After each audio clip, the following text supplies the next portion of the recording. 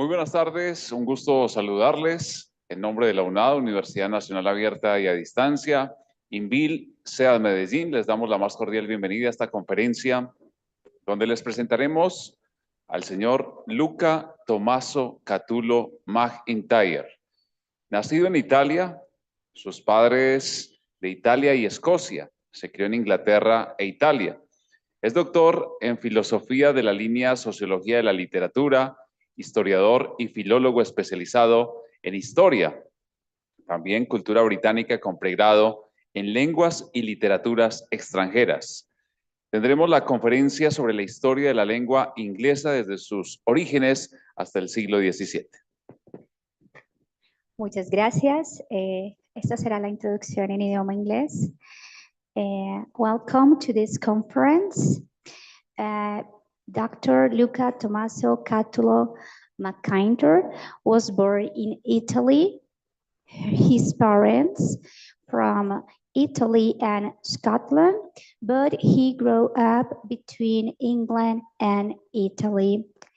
He's a doctor in philosophy with emphasis in sociology of literature. He's a historian, philologist, specialized in history and British culture, with a degree in languages and foreign literatures. This conference is going to be about the history of the English language from its very beginnings until 17th century. Thank you and welcome. Le damos la cordial bienvenida al docente Luca.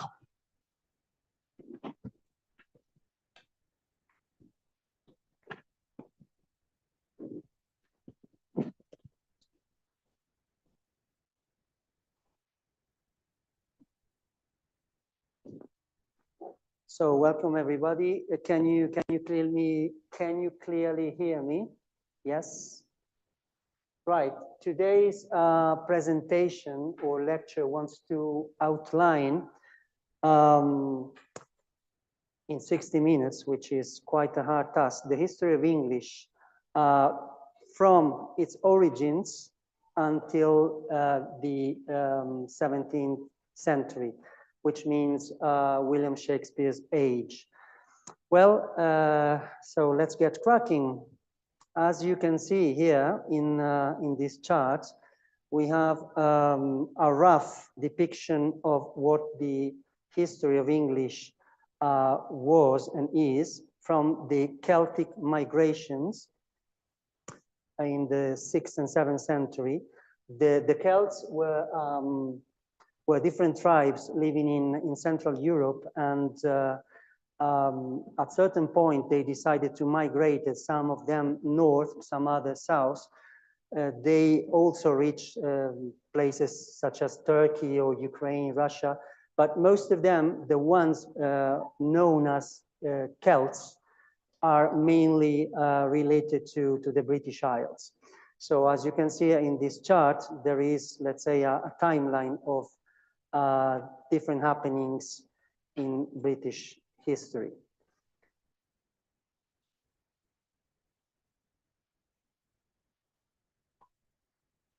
Right, and this is today's syllabus.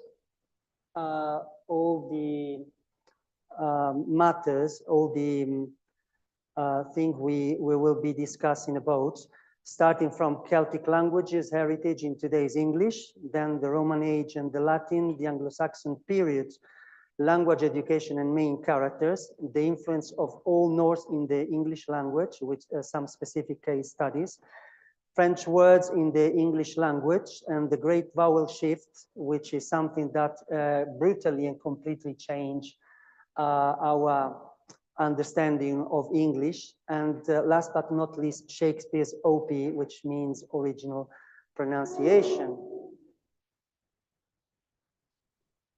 Okay, and here we've got, let's say, a rough depiction with some statistics and percentages of what English is today. Today we can state that 29% of the words spoken come from the French, 29% from the Latin, then 29%, 26% from Germanic languages. But if you carefully take a look at the chart, we also have here Greek, 6%, as you can see it here. So what do Greek have to do with Latin cultures or with the British Isles? The Greek were conquered by the Romans, and so the Romans exported many words, many features in terms of culture. We do have, for instance, two very common in use words in English that are cinema and theater, which origin is Greek. So in the next slides, we will take a look at it. Of course, we also have 4% of what we call derived from proper names, also Celtic heritage in the English language. And here we have a possible depiction of what the Celtic Britain should have been, should have appeared in the 1st century. Very important. Why Celtic? Because the Greek called them Keltoi, whose meaning is barbarians. So this Keltoi turned into the English language as Celtic for the adjective and Celts, the Celts for the population. So we can say that all these peoples in plural, we can say, all these tribes invaded the British Isles, but without a real organization. We cannot say that there was a Celtic invasion, but there were tribes living in different places and like in neighborhoods for cities. Like today we have New York, which has different neighborhoods, the Italian side, the Latin side, the Chinese side. So in other words, we can say that there was no organized Celtic invasion. And these people commenced appearing on the British Isles in the 6th and 7th century until approximately the year 50 AD. 50 AD is an important year in history because it is the year in which we can say that the city of London was firstly founded. The Roman called them Londinium. And here we have a slide regarding the Celtic languages. As you can see, we have two different slides together, two different charts. Nowadays, we do have 6 Celtic languages still spoken at present. Of course, the percentage is very low. Most of them can hold 1 or 2% of the population. But the relevant thing is that governments are trying to keep these languages alive more and more. So on your left, as you may observe, we have a rough distinction between let's say 2 different blocks. On the one hand, we have the Brittonic Celtic, we can say Welsh, Breton, and Cornish. So if you take a look at your right, as you can see, we have Welsh, Breton, and Cornish is here in Cornwall. Okay, all these languages belong to, for instance, important characters such as King Arthur. King Arthur was a Brittonic leader who fought the Anglo-Saxon, and after his death, the Brittonics were pushed, let's say, west from the Anglo-Saxons. And on the other hand, we got the Gallic or Gaelic Celtic. Why Gaelic and Gaelic? Because in Scotland, we normally say Scottish Gaelic, and in Ireland, they say Gaelic Irish. Also, we do have the Manx, the Isle of Man. The Isle of Man is an island between England and Ireland, which has a language called Manx, a Celtic language. So Today, we do have 6 Celtic languages and not dialect. These languages still survive, and we can claim that they are more and more alive, especially nowadays with YouTube. We can also have the chance to receive some classes.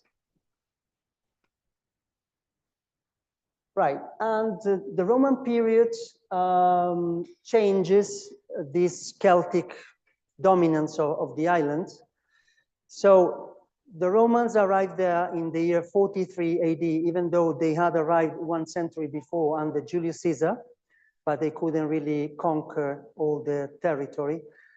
So they stayed around 4 centuries until approximately 406 or 410,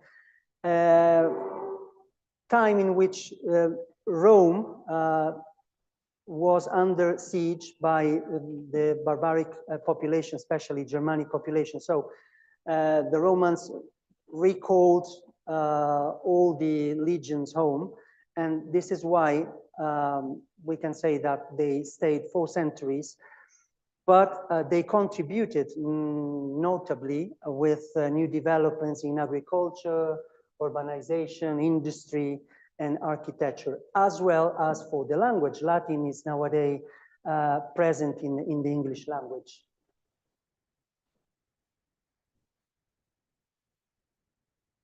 So why Britannia? Why Britain? Why Great Britain? The Greek have something to do. The Greek used to call these islands, the island which is now part of Great Britain, so where we nowadays have Wales, England, and Scotland, they call them Pretanike in Greek, and they call this population Pretani.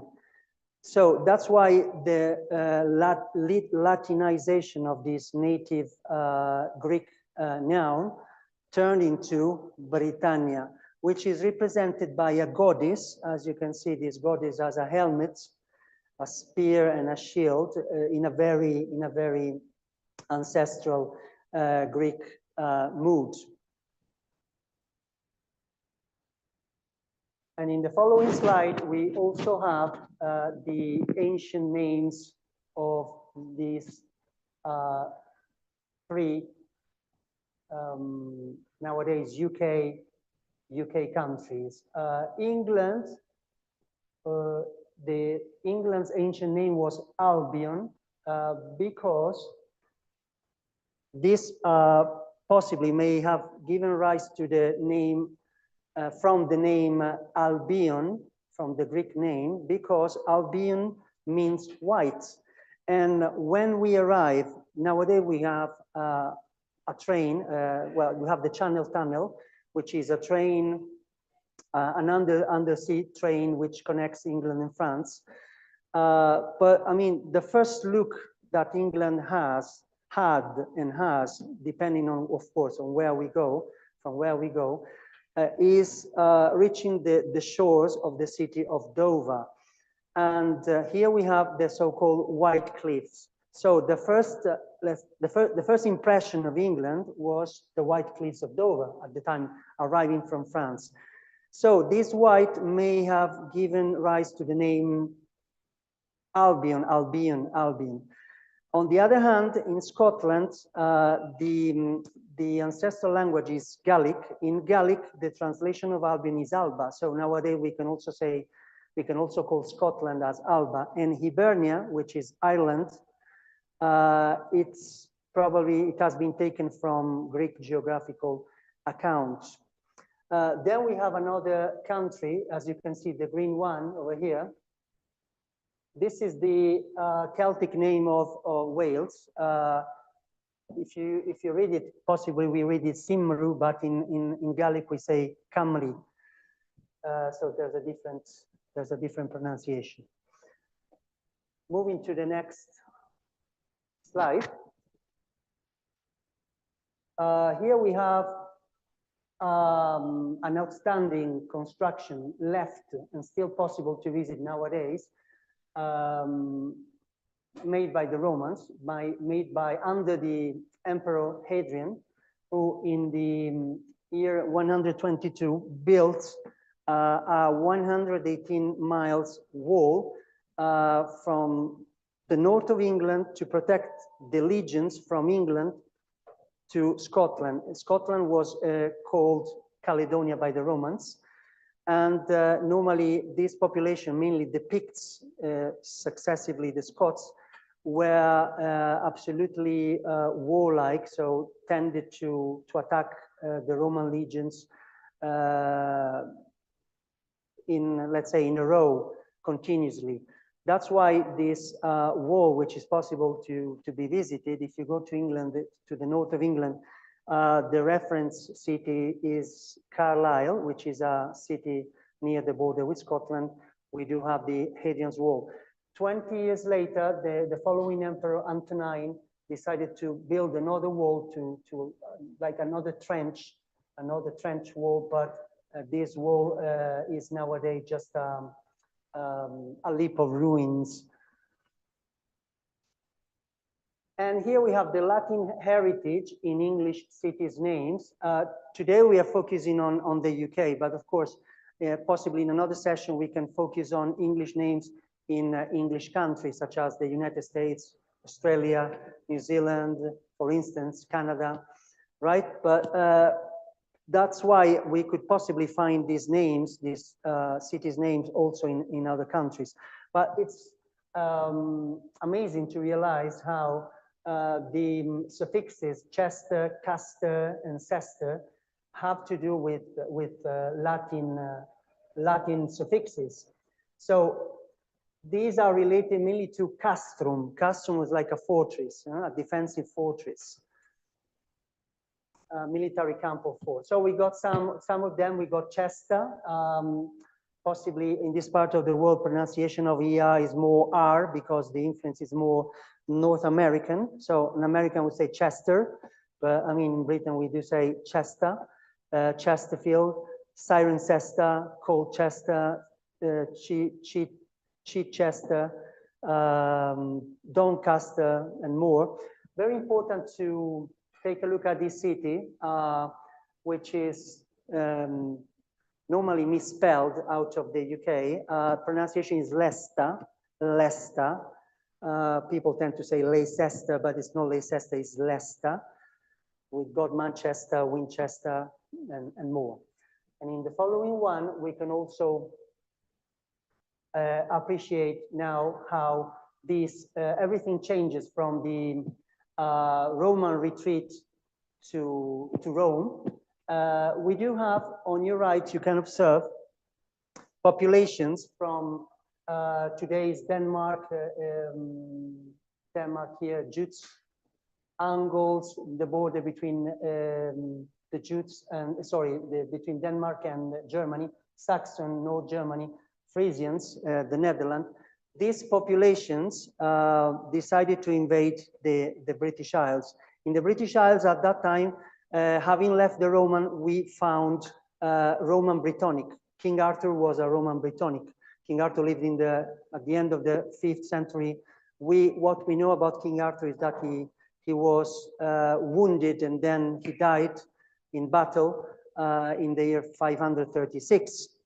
At the time, we have two important historians. We have Bede and Gildas, and they stated that, well, first of all, here where you can appreciate Angles is nowadays where we have possibly the north city in Germany called Kiel. Kiel is a city very near to the Danish border.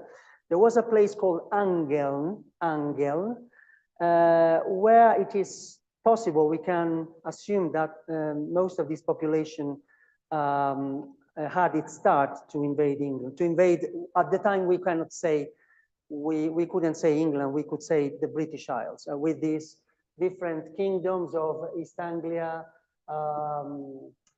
Mercia, Wessex, Northumbria, and so on. So all this population, let's say, it's like if nowadays we could speak about Denmark, Germany, and the Netherlands attacked the British Isles and had to face the Brittonic under King Arthur. King Arthur was had an important role because he could unite all the Brittonic population to face and to fight the Anglo-Saxons. But it is important to underline that the Anglo-Saxon population never spoke or wrote about themselves as we are the Anglo-Saxons. They just called them West Sixna. Sixna meaning could have been related to the knives, to show the knives that we had. But I mean, there's no a real certainty about that. And after some century, Alfred the Great, if you have seen the series Viking, you can see this figure. Alfred the Great could face and defeat the Viking invasions. And so he is important because he was the first, possibly, in translated the Bible from Latin into Old English. He pushed Christianity. He promoted primary education. And under him, for the first time in history, in British history, we heard the name, the noun, the name England, similar to Englaland, so land of the Angles. Possibly in the year 896. A great achievement of him was after suffering several defeats, he could face and defeat the Viking king Guthrum in the Battle of Edington in the year 878. And as you can see here, we have, let's say, we have this island split into two parts. We don't consider Scotland, which is something apart, but as you can see, the clearer colors are for the Danish, so the Viking settlements. Alfred the Great, after defeating Guthrum, reached an agreement with the Viking, let's say, bestowing them lands, and the idea was to live in peace. So on the one hand, we have the Viking kingdoms until the north of England, York, as you can see. And on the other hand, we have the Saxon kingdom. And this peace, let's say, had its ups and downs, but I mean, in the end, it was successful, we can say. But of course, in terms of language spoken had a clash of culture. So many Old Norse words enter into the Anglo-Saxon words, so in the English language at that time. And continuing with this is our reference. The Anglo-Saxon Chronicles is a collection of annals written in Old English. Important to say that starting from the Anglo-Saxon period, we can say that in literature, in linguistics, we can call this period Old English period. Okay, so that was created possibly in the 9th century. 9 manuscripts still survive nowadays. And in this audio, you can appreciate there is, let's say, a speaker who imitates or speaks with the 975 accents. So there is the English translation, but I would like you to pay attention, to pay heed to the sounds, and possibly you would understand how the English language has developed.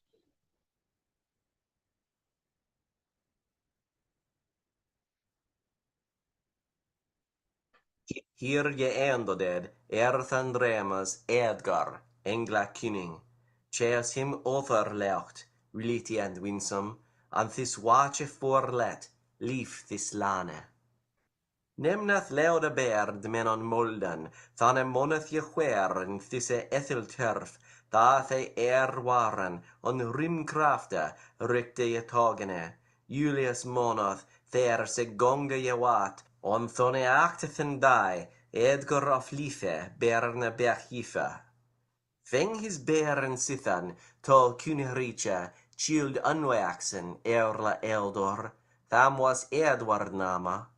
Und him tierfest haleth, tin nichtam of Britain Jawat, bishops a goda, thorke kudne kraft, tham was kuniwe. So if you are into the series Viking, you can appreciate in some parts all English speakers. So 975, we assume that the so-called British people, Anglo-Saxon period people could have spoken like that. And here we got some heritage in terms of words. On your left, you may see how the part of the bodies were named or described. There's such a likeness, but not exactly, they're not exactly the same. On your right, there are some of the most relevant words from the Anglo-Saxon heritage. Here we got some toponyms.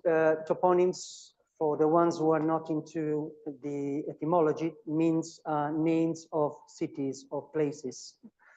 Okay, so we do have Birmingham. Birmingham nowadays is the second city of England in terms of inhabitants after London.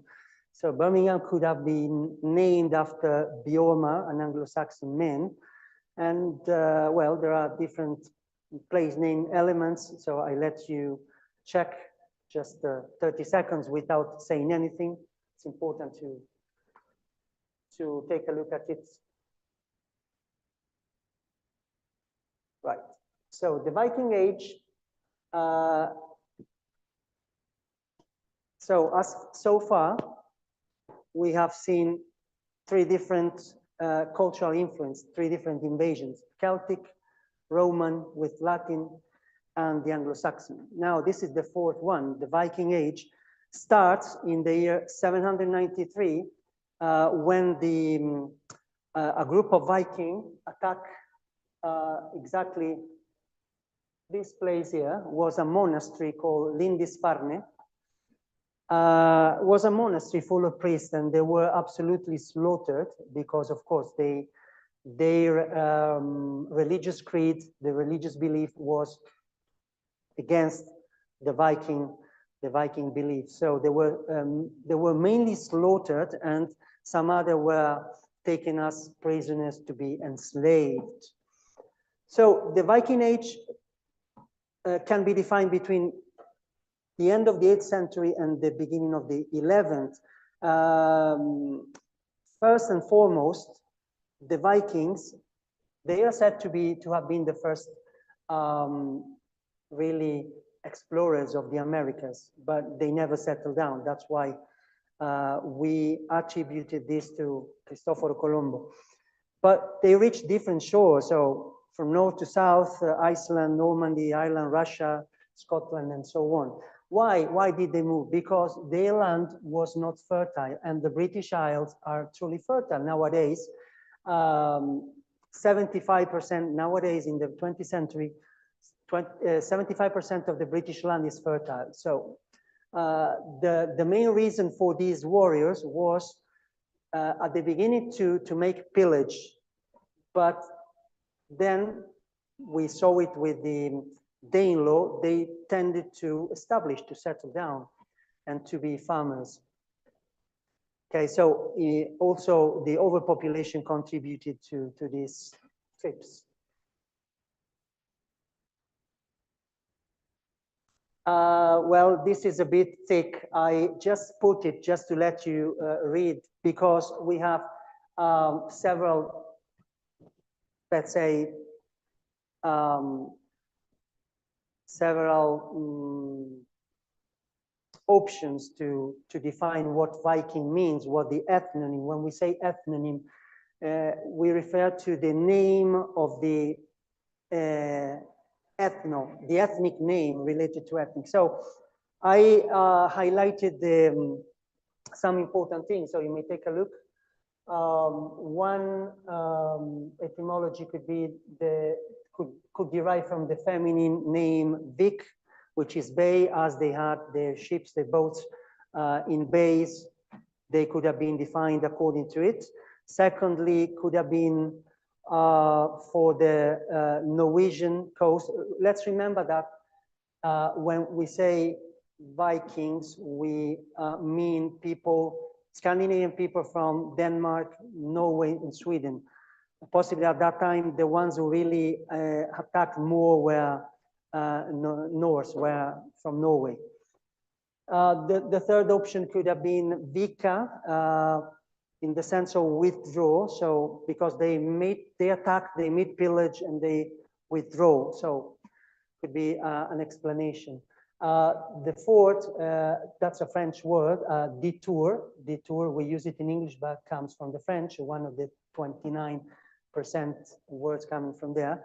So detour from home, like returning home. The fifth, Vikia, journey abroad. The sixth, Vitian. I guess the W in Germanic language is pronounced V, not W like in English. So these are the options, the possible options. And after making pillage, after attacking, after centuries of war versus the Anglo-Saxon, finally, some of them, especially with the Danelaw in the 9th century, they could mix up with the Anglo-Saxon. And we do have, in 1016, we do have the first Viking king in England. And the British, well, the English called him Canute. The real name was Knut. He reigned until 1036, 19 years. And we observe as most of the words we have from them are extremely related to violence. So ransack, die, slaughter, hate, angry, thump, gun. We also have, of course, softer words such as cake, choose, both, egg, and so on. Heathen, which means pagan, is a word from the Viking heritage. And in the following slide, we have a short video, funny video. It's a program if you're interested in watching it. You can find it on YouTube. It's called Horrible Histories. It's a British program talking about British history and literature in a truthful but funny way. So just take 1 minute and something. Vicious Vikings! Words we get from the Vikings. Anger! Berserk! Die! Cake! Oh, thank you very much. Rotten! Mistake. Hit! If you got injured in Viking times. And here we got Viking toponyms. The first one is York. In the United States, we have, I mean, they say New York, so new, they don't say new. This is for another session. We would explain why there is a different pronunciation in some words or letters. But the New York, or New York, as they say, we have there, it's not for the city of York, it's for, it was named after James Stuart, James II, King of England in the 17th century. It was James Stuart, so James of York. York, if we start from the Roman time, as you can see there, the Roman called the city Eboracum. The Anglo-Saxon turned it into Eoforvik, and the Viking called him Jorvik. Nowadays, it's York. York is a marvelous northern city, northern English city. If you go there, I truly recommend, let's say, taking sightseeing. It's a very special city. So here we do have different ones. There is one, number 5, Tintagel, as you can see there. Tintagel is the place in which it is thought that the round table of King Arthur could have existed, Tintagel in Cornwall. Do you remember we spoke about the Celtic languages, one of them, the Cornish from Cornwall, so Tintagel is a place there, right? Then we have this, we find this suffix by, but it's not pronounced by when we apply to a name, to a noun. So we have the city of Derby in Derbyshire. We have Grimsby and we have Whitby. So there are many more, but time is short and these are the most relevant. And something happened. A turning point in English history is the year 1066. The previous Anglo-Saxon king, whose name was Edward the Confessor, died, passed away in some months before 1066 without leaving any heir. He didn't have any children. So he had a brother-in-law who was an important Anglo-Saxon nobleman. His name was Harold Godwinson. And Harold assumed that he had to take the throne. But on the other hand, Edward the Confessor, King of England, had a cousin in France, in the region of Normandy, in the north of France. And he was William, Duke of Normandy, also known as William the Bastard because of his unclear origins.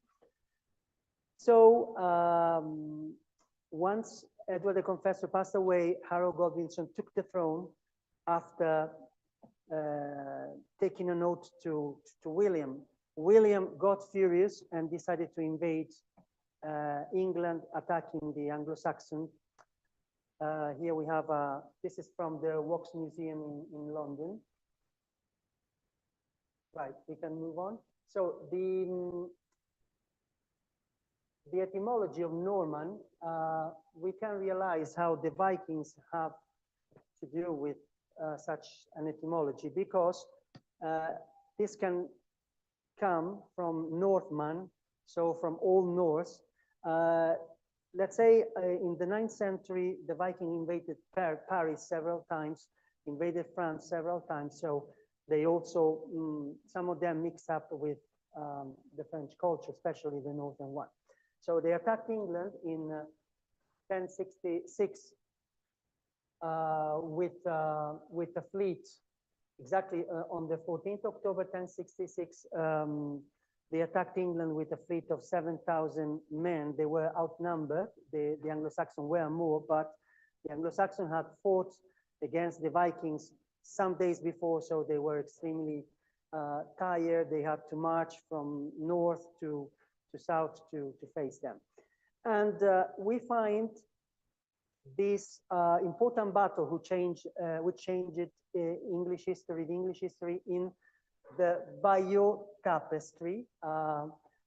Tapestry in Spanish can be translated like as tapiz, el tapiz de Bayeux. Bayeux is a place in France. It is an embroidered woolen canvas over 70 meters long. If you go to the Louvre Museum in Paris, you can see it. And this canvas depicts the issues before the Battle of Hastings, during and after the Battle of Hastings. We can have, thank you to, because of technology, thank you to technology, we do have something which is called the animated Bayeux Tapestry, which is worth being, let's say, watched for 2 or 3 minutes. Okay, this is a rough depiction of the battle. The Anglo-Saxons expected the Normans from a hill. They had more soldiers than them, so the Normans were outnumbered, but they could win finally. And we could see in the next video, the animated bio tapestry, which depicts, represents, shows the issues related to this conflict.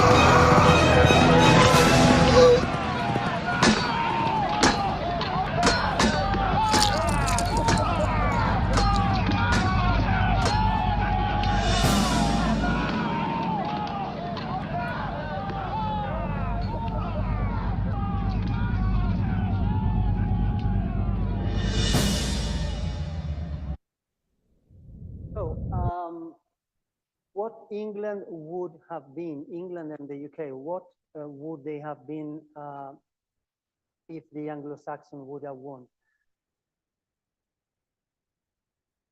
Possibly we wouldn't have had any French influence in terms of words.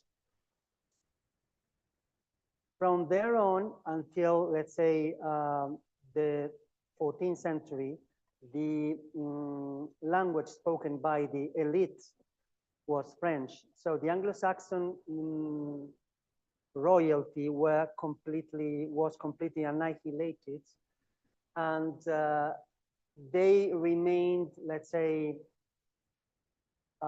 mainly people in charge of the land, like peasants. And in church, the language spoken was still Latin. So have you ever wondered why in English, regarding animals, we can have two different names? For instance, pig and pork. One is the animal, the other is the meat, the flesh. Turkey and peacock, for instance, because there was not, let's say, a dictionary of the language at that time. So the Anglo-Saxon remain with their words, and the French Norman, developed other words. Here we got some words we got from the French. So allowance from allowance, heritage, héritage, laissez-faire, massage, we still say, I need a massage in English. Chauffeur, champagne, and so on. Dossier, chic. Okay, the last part of the session is with regard to the great vowel shift. English is sometimes, for foreigners, an illogical language. There are some pronunciations which have a way, some other have another way. There's a city in the south of England, it's Portsmouth or Bournemouth. The suffix is mouth, so why cannot we say Portsmouth or Bournemouth? Because there is a historical issue called the Great Vowel Shift. The Great Vowel Shift represents a change in pronunciation between the 15th century and the 17th century. Now we will take a look at the historical happenings which determine this, but a pronunciation of the 1400s about the word bite could have been beat, then bait, in the following century, bait and bite. How these are changed. In the following slide, we would observe the causes. Main cause is the Black Death. Between 1346 and 1353, this pandemic issue stopped the whole world. So the whole, let's say, well, we cannot say the whole world, let's say the European world and more, the Asian world as well. So due to it, there was population migration. So people escaped, moved from north to south, south to north. So there was a clash of dialects, clash of accents. It's not like nowadays that we have YouTube or Duolingo or stuff like that. So this pronunciation could have been modified by this terrible event. Second event, at the same time, the 100-year war versus France. The French was the elite language in England, but having this war with France, this provoked a general anti-French sentiment. So why shall we pronounce French word if we are in England? So people started pronouncing French word in another way. But at the same time, the high class, the upper class wanted to keep the French, just a target of importance, just to distinguish themselves. And of course, we have middle class hypercorrection, which is also another issue. And our last slide is about a video we moved from. So we started with the Old English period. We started from the Old English period. Then we moved with the Norman conquest, we moved to the Middle English period. Now, with the age of William Shakespeare, around 1500, even though William Shakespeare was born 1564, we can say that we do have the so-called early modern English period. The Globe Theatre. Until 1800. William Shakespeare is said to have invented, or let's say gifted 190 words into the English language, new words. This is the Globe Theatre. The video takes 10 minutes, but we will take a look at the first 3 or 4 just to show you some difference in reading some Shakespearean works with that accent and not with this accent. Which opened in 1994, very near to its former site, specialises in original productions of Shakespeare. But it wasn't until 2004 that a play was performed in the original pronunciation, known as OP. The play was Romeo and Juliet. Well, the Globe is known for its original practices. This is why it is here, to try and recreate the theatre as it was in 1600 and thereabouts.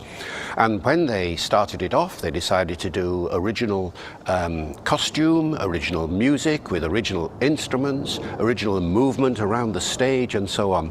But they never did original pronunciation because they thought, quite wrongly, but understandably, they thought nobody would understand it. But it was a very, very successful occasion. The seats were packed for that weekend. Everybody loved it. And it was such a success that the Globe then decided to do a second production the following year, production of Troilus and Cressida. It transports you back through the centuries. It's a very magical, almost hair-raising experience, especially in this space, to hear that accent, a space that's sort of as close as we can get to a 400-year-old theatre, and then an accent that's as close as we can get to a 400-year-old accent with a 400-year-old play. If anything, it rounds the experience of going to see a Shakespeare play out.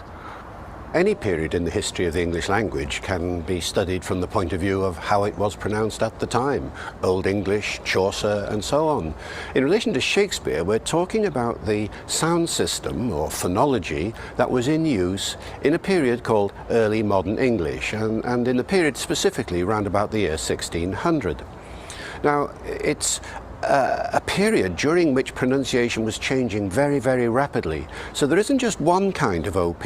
There's an OP that evolves throughout the period. For example, early on in the period, people were pronouncing the word musician as musician, musician. Later in the period, it had evolved into musician. And of course, later still, it became musician. David Crystal and his son Ben regularly work together to demonstrate how original pronunciation differs from modern pronunciation. It's an interesting accent to tune your ear into. So we're going to run through a few pieces of Shakespeare, first in a modern sort of received pronunciation accent, the accent that you're used to hearing Shakespeare in, and then we'll switch into original pronunciation. And probably Dad will do some and I'll do some as well, so you get to hear it in a different voice. Their first example comes from Henry V. Ben gives the modern pronunciation and David the OP. Oh, for a muse of fire that would ascend the brightest heaven of invention. Oh, for a muse of fire that would ascend the brightest heaven of invention. A kingdom for a stage, princes to act and monarchs to behold the swelling scene. A kingdom for a stage, princes to act and monarchs to behold the swelling scene. Then should the warlike Harry, like himself, assume the port of Mars. Then should the warlike Harry, like himself, assume the port of Mars. And at his heels, leashed in like hounds, should famine, sword and fire crouch for employment. And at his heels, leashed in like hounds, should famine, sword and fire crouch for employment. How do you know that that was original pronunciation? Well, there are three kinds of evidence that you look for when you're working out the pronunciation of a stage in the history of the language. The first and the most important piece of evidence is the observations made by people who are writing on the language at the time. there were several people who actually commented on how words sounded, which words rhymed, and so on. For example, how do we know that the R is pronounced at such a time? Well, Ben Jonson, the dramatist, actually tells us at one point. He says we pronounce the R after a vowel. He actually calls it a doggy sound, grr, or something like that. And so that kind of evidence, where when you look at all the sounds, all the vowels, all the consonants, you put it together, and that's the first kind. The second kind of evidence is the spellings that people use at the time. The spellings were a much better guide to pronunciation then than spelling is today. So at one point in Romeo and Juliet, the word film is spelt P-H-I-L-O-M-E, therefore film, and that's a very important indication. But the third kind of evidence, which is absolutely critical from a dramatic point of view, is that there are rhymes and puns which don't work in modern English that do work in OP. One I remember that we did at the Globe here was the pun that suddenly leapt out at us in the prologue to Romeo and Juliet. You do that one? Right. So, two households, both alike in dignity, and fair Verona where we lay our sin, from ancient grudge bred to new mutiny, where civil blood led civil hands unclean. From forth the fatal lines of these two foes, a pair of star-crossed lovers. So, just as a conclusion, reminding that, as far as David Crystal and his son said, when they tried to work Shakespeare comedies, Shakespeare's plays in the original way, they realized that they lasted 10 minutes less. So as you have seen, there is a word they pronounce, which is stage, coming from the French stage. At the time of Shakespeare, it was possibly pronounced stage. So very important issues to be discussed in another session. These are the principal references. One article of mine, if you're interested in reading it. That's in English, but it has been translated in Spanish. By the way, you will find it in English. David Crystal, possibly, my personal opinion, my favorite linguist and philologist, as well as Peter Trotgill, who was, let's say, a Viking last name, as he stated in some conferences. And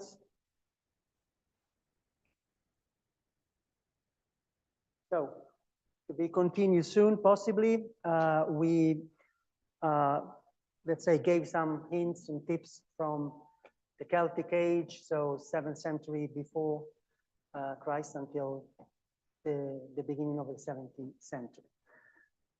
It's all for today, so should you have any queries or questions, we may provide answers. Thank you very much indeed.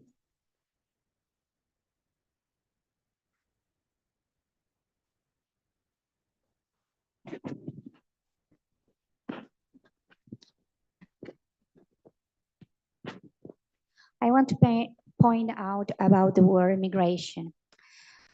Such very ancient word, but very current word. It is clear, we could say, the big influence of migrations have had through history and specifically through language history. They were for many reasons: military reasons, religious reasons, overpopulation reasons, among others. What do you consider and why is the most influential migration, and how do migrations affect the languages, especially English? So if I understand well, you're asking me why migration are so more important than other issues in terms of in development.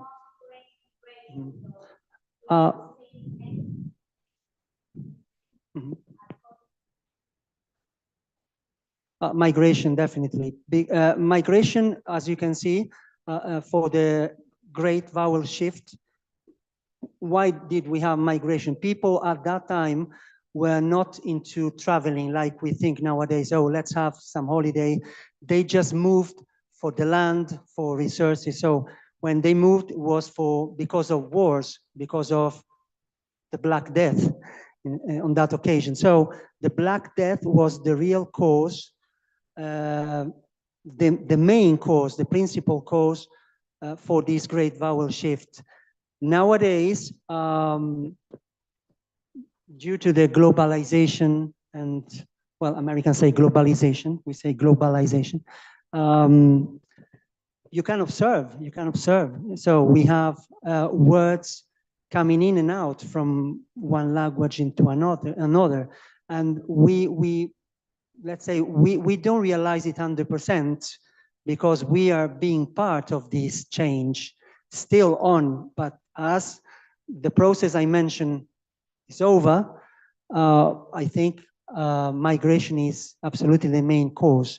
And of course, I asked everybody, and I asked myself a question: what England and the UK would have been without the Norman invasion?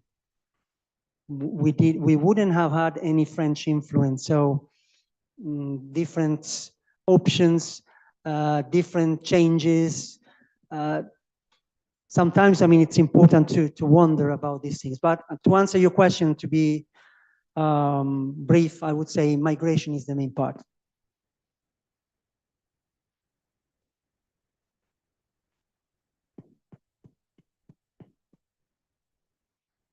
So thank you very much indeed. Again, thanks for joining our event. Hopefully next events in different languages. Los invitamos el día 6 de mayo a un evento en italiano que luego promocionaremos. Vi inviteremo a un evento in italiano il 6 maggio. Verrai pure tu. Muchas gracias al docente Luca Tommaso Catullo por esta hora donde nos ha brindado enseñanzas importantes de la historia del inglés precisamente. En nombre del INVIL, SEA Medellín, de la UNAD, Universidad Nacional Abierta de Distancia, les extendemos la gratitud. Esperamos que sigan aprovechando estos espacios. A quienes están aquí presentes en el auditorio del SEA Medellín, muchas gracias. Y por supuesto también a quienes se han conectado de forma virtual. Una feliz tarde para todas y para todos.